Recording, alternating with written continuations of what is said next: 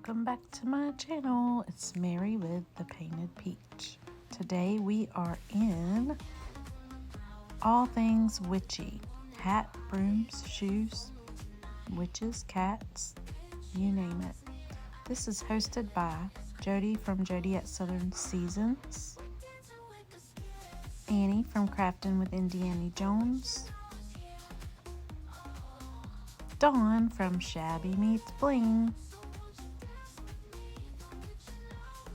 and Monica from Up All Night DIY. These ladies are the hosts of this collaboration.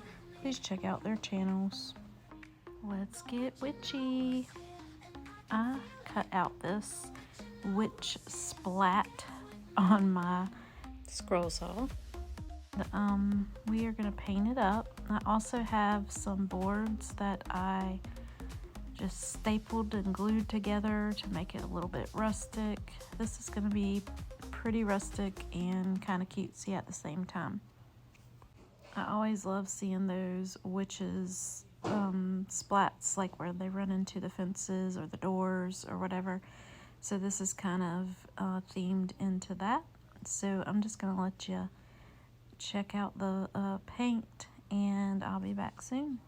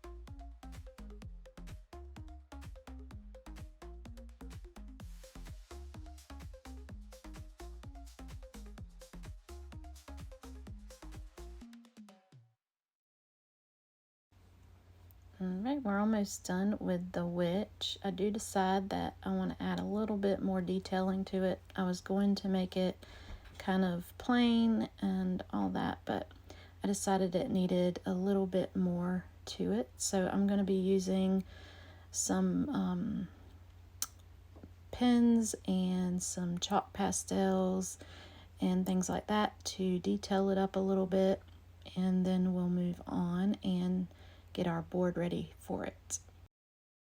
This seems like the perfect time to tell you once again, make sure you check out that playlist link in my description and the hosts as well for all things witchy. This is a playlist and you can find all that information in my description. I am still detailing up. Here I'm making the socks a little bit cute, and then we'll start with some line work. The pen I'm using here is a Uniball pen in white, and I'm just going along and adding a little bit of whimsical detail where the dress would be kind of rumply, and then going around the whole outer edge of the witch. I really enjoy creating things out of wood and detailing them up to make them into what I envision them to be. And this one will be available, just the witch part will be available for you to purchase in my shop, and I'll have that link in the description as well. Here are my little scrap pieces of wood that I've wood glued together and stapled on each side so that they'd stay nice and sturdy. I was just going to stain these up with some dark stain, but I decided I wanted them to be Halloween colors, so I went with an orange, a green, a purple, and a mustardy yellow.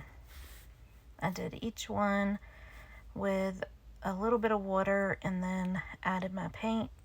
And then I'm going to use some wax from Waverly and go over them to make them a little bit grungied up and more dirty looking, so they're not so fresh and bright. I think something really fun to do would be to use some actual stain on these and get them really, really darkened up so it looks more like night. But I think this is going to be exactly like I envisioned it and super cute. And you could actually put this in a wreath or just hang it on the door as is. I think it'll be super adorable either way. And I'm just taking a paper towel and wiping back.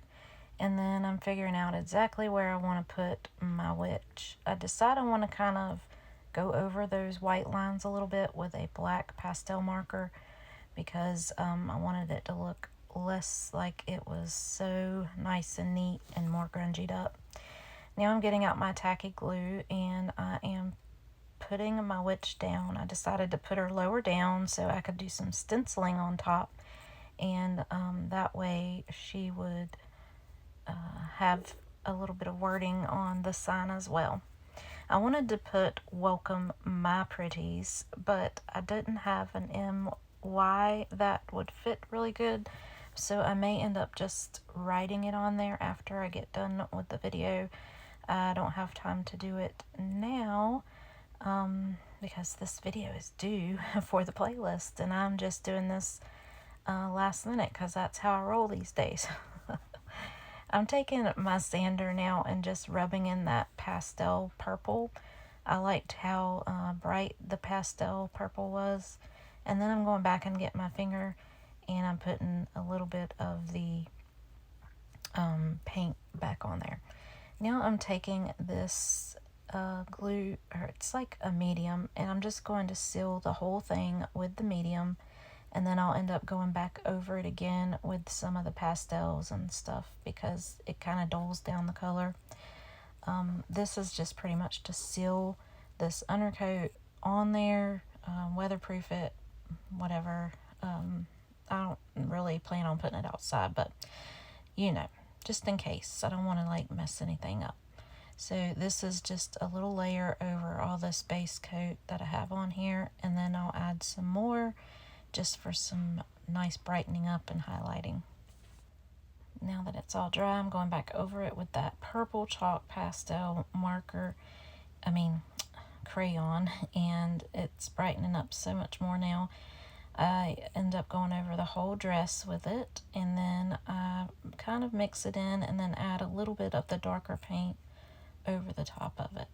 It turns out super cute. Now I'm just using that gold marker again and adding those little buckles back on, nice and bright. And now here's where I'm adding the paint in to kind of shadow certain areas. Most of the markers you see me using are Posca paint pens. Some of them are just chalk markers and just different ones I've found. I specifically like the chunky Posca pens better than the liner ones. I feel like they don't really do the job for me, but Posca has always been my go-to. Now I'm just adding a little bit of color up into that hat so we can have some shadowing going on, and I pretty much do this till I get it the way I want it.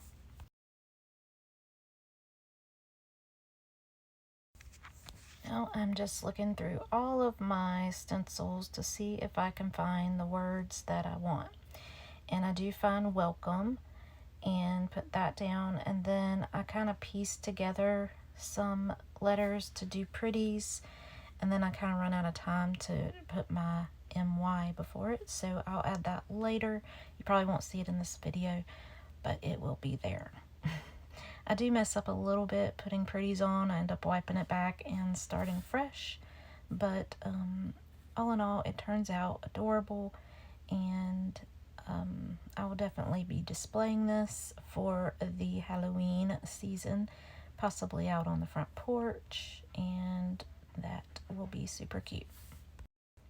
When I stencil, I get a good bit of paint onto my stencil brush, and then I wipe it back until it's almost without any paint. So when this stencil goes on, it's pretty light, so I'm able to wipe it back when I don't like how it's working out. And then I go back in and add it the way I want it, Once I get done with that, I end up going over it with a liner pen, and then I paint it in a little bit darker.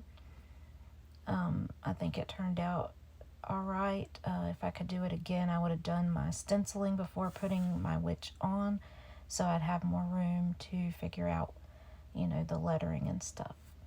But all in all, it turns out cute, and I will be putting MY just before the Pretties at a later time. Here is me filling in the letters to make them a little bit brighter. And then I will pull out some wired jute, and I'll go out and I'll staple that on, and that's what we'll be hanging it from. Going around it now with a gold marker because I thought it needed a little bit of highlighting around the edges to show the words better. Here is the wired jute. I'm kind of making a little swirl on it off camera. You can't really see. And then I take it out and we staple it to the back so it can be a good hanger for, oh, here I am making the loop. I still can't see. I've still not got my camera set up good for this, you guys. So sorry. Anyways, here I am showing you how it will be on there. And then here it is all finished up.